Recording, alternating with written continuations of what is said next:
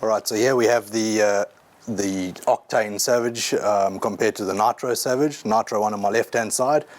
You can see on this one a lot of the weight of the chassis is at the back with your fuel tank and your engine mounted back here. You can see the size of the fuel tank compared to the Nitro model where it's got a massive tank in it.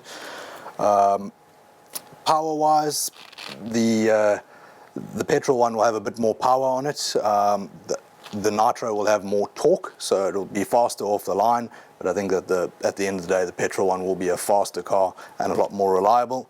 When you look at the size of the cars, they're pretty much exactly the same size. They run the same center chassis, the same suspension, and they've got quite a few common transmission parts. Weight wise, they're also about the same weight. And you'll see on the Octane version they've gone for 4 shocks instead of 8 on it. Reason being they put big bore shocks on the Octane version, just a little bit easier running, more adjustability as well as more spring options available for it. And ground clearance on the car is pretty much the same as well. Differences between the cars, obviously this one runs on petrol. It's got a 15cc 2-stroke engine in it, produces about 2.9 horsepower, which will give you a lot of good torque and horsepower for playing around in sand dunes and driving in just general terrain. Running time on a car like this, you're looking at about 20 to 25 minutes on a tank of fuel. Obviously running petrol is a lot cheaper than running nitro. This car just runs on a standard 25:1 mix, the same as any sort of 2-stroke barger car would. When you have a look under the body, you can see the massive tune pipe on the engine. Gives you a lot more power, makes a good noise as well. These cars are a lot louder than nitro cars, so obviously you need to find an open space to play with them.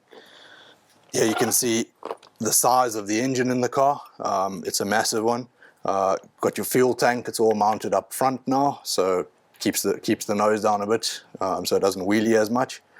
That's a 300cc fuel tank there. Underneath the car, you can see the new brake system they've got there. It's got a 3-disc system, got insane stopping power on here, which you need for the extra weight that the car's carrying now. It's got the same suspension as the Savage XL, nice beefed up front suspension, ready to take all the jumps and bumps.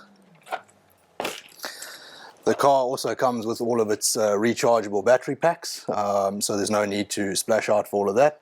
All you need to add separately to this car is some 2-stroke oil and fuel, and charge your batteries and you're ready to play.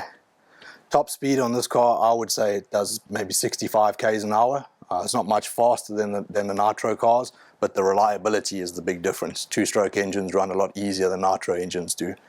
A lot less maintenance on them. It's basic things, keeping your air filters clean, making sure that your fuel and oil mixture is right, and just general checking of screws and nuts and bolts on the chassis. Thanks for watching.